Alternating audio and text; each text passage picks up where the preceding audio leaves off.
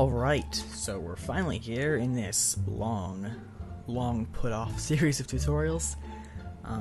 It is going to be a series, and it's not going to be just on Blender. I've decided I'm going to do a variety of different programs. So I'll probably do some After Effects, maybe a bit of Maya and Photoshop, you know, whatever I think of at the time. I'm going to try to do it every week, and the way it's going to be set up is I'll record the content, I'll put it up, you'll watch it, and if you had any questions about something that I may not have covered well enough or may not have covered at all, just ask a question in the comments or a video response, and I will dedicate a small section of time at the end of the next video to answering those questions. So we're going to be doing this today. This tutorial is going to be on basic Lego bricks in Blender. It's going to be quick, simple, and you're going to need LeoCAD. I have no idea what version I'm on. It doesn't tell me at the top, so, and I don't really care.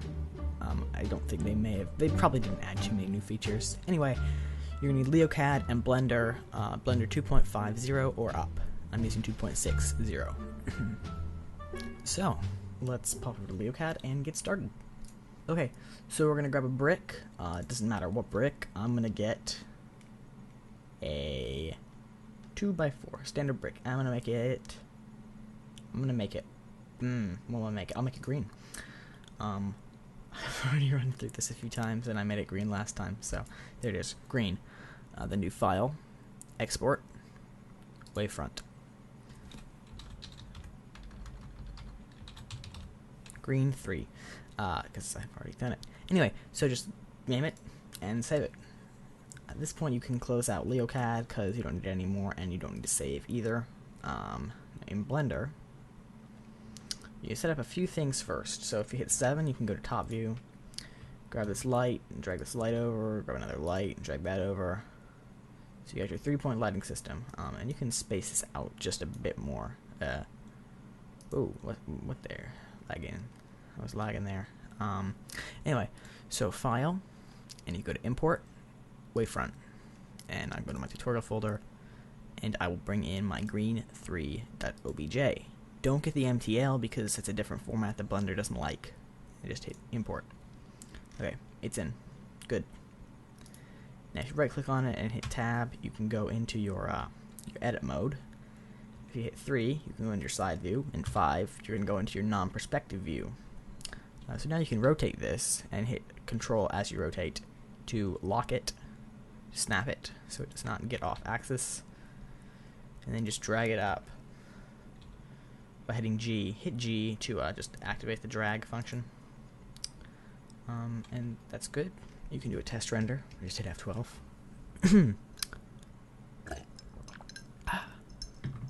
Okay, so it's looking okay. It needs a bit of work there on the specular highlights. It's a bit big, but first, before we do that, we're gonna go make it smooth, and then make it do an edge split. Bevel first, actually. So do a bevel, and it's gonna look all ugly and smooth. I do 0.01. Okay. Now, edge split. That's gonna smooth it out pretty well, but not good enough. So we're gonna right click on it again, go into edit mode, and then switch to side view again, non-perspective, and hit Control Tab, and shift to face selection mode. And now hit B on your keyboard and mouse wheel click and drag over to deselect those. Okay.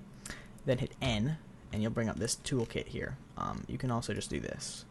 So just click on that. And you're going to scroll up to the top and bevel weight and type a 1 there. Okay. And the reason we're doing this is for this, you can kind of see that it's not quite round on the edges. It has, the mesh isn't quite high enough resolution on the edge. And to fix that, we're just weighting the bevel, and you can just hit weight, and it fixes itself with 1 click. Okay. Render it again if you want. Okay, we're doing pretty good. We need to do the material now. So LeoCAD puts out weird materials. They're not the right color. So if you really care about this, you should probably pull up a color chart somewhere on the internet. I'm sure there's one. So just get it about where you want it. And then pull the specular way up. move the hardness up to about 120 or so. And then you can go down here to mirror and turn this up just a hair. It's a bit too much, actually. Ooh, that's too much. Okay, so put it about there, and you can bring the gloss down just a touch to make it kind of blur. Okay, and now if you hit F12, you render again.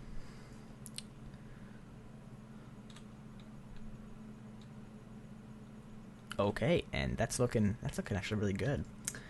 Okay, just to go hit escape to get out of your render view. You can drag this up, and I don't know why this thing is selected on mine, but for some reason I may have accidentally set it to the default. Anyway, just make sure you have the translation tool selected. Okay, good. If you hit Shift A, you can add a plane underneath this, and it doesn't have to be too big because it's going to be invisible. And then we can just go to top view, and then you duplicate this brick here and rotate it. Okay, not like that. I'm lagging a bit here. Sorry.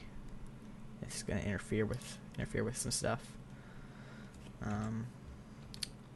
Just rotate it there. Okay, good.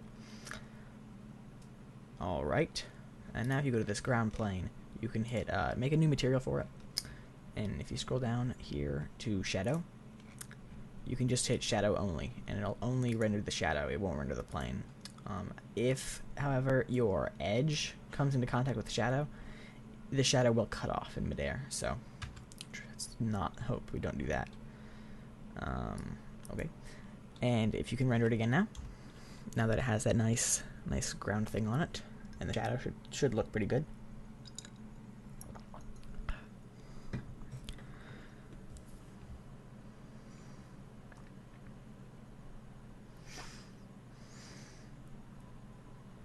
Okay, that's really all there is to it. If you want to go a little more, make it a little nicer looking, you can add the Lego letters there onto the studs, and I will show you how to do that right now. Let's see here. So this needs to be rotated back to flat, so it is right there. Yeah. Delete this one. Okay, and go to a new tab or a new layer, and hit Shift A and add text.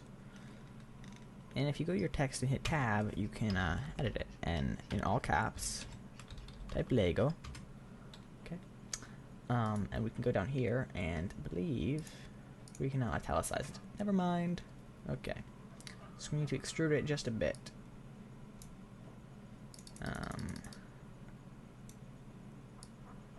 Just a tiny bit right there. Good. Now you can bring the bevel depth up, but not too much. Okay, and bring the resolution up to 1. And then do M1. Now it's on the first layer. Okay, go to here, and you can use your 6 and your 4 key to rotate around on your number pad. So you can go into mesh view and rotate it, and hit Control to snap so it stays on the grid. Okay. And now you're going to scale it down so it fits inside the top left stud here.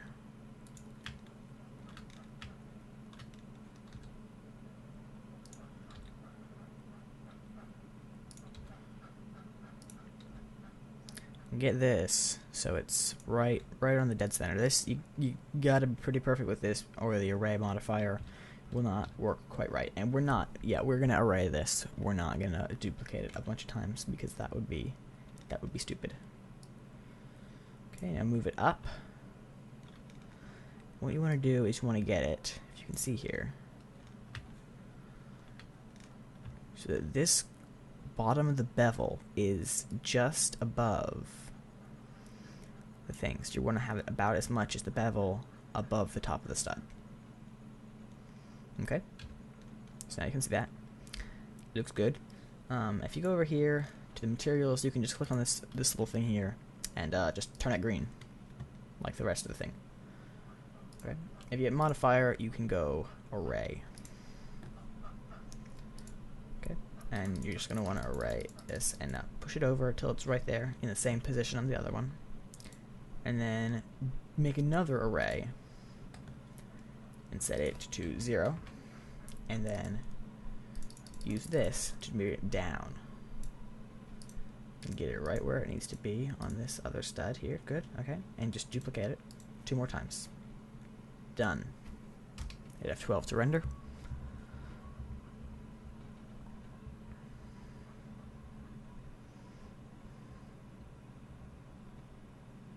Okay, it's looking a little weird there at the bottom. It's going a bit too far down, so you just fix that by just moving it up a touch there. And they're not quite visible enough, so to fix that, you just drag it up just a bit more. So there, yeah, right there. Okay, and I'll pause this render and pause the recording.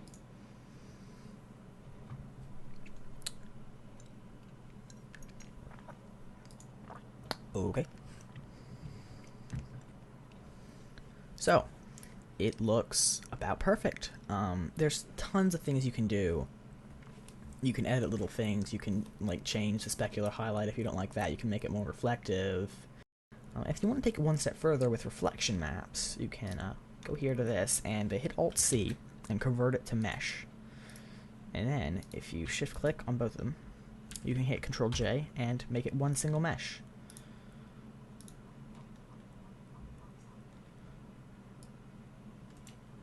Okay, and for reflections, we can actually just do it a bit. There's an easy way to kind of fake a reflection, so if it's sitting in somewhere. So make a new texture, and go to image or movie. We'll open up, and we'll find an image. Let's just grab something quickly. Just grab a map painting here. Okay, open image. So we've got a nice map painting. And you go to coordinates, and just go to reflection. If you go to material here, you can see how it's going to work out. And just turn the color way down. And you can see it's kind of reflecting there, but not very much. If you want, you can actually turn the reflection up a bit, or you can just hit F12 and render it.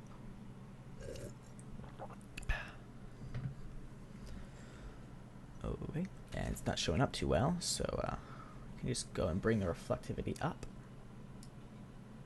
Just a bit. And if you want, you can bring the color of the reflection pass up a bit. You might want to change the reflection to a sphere,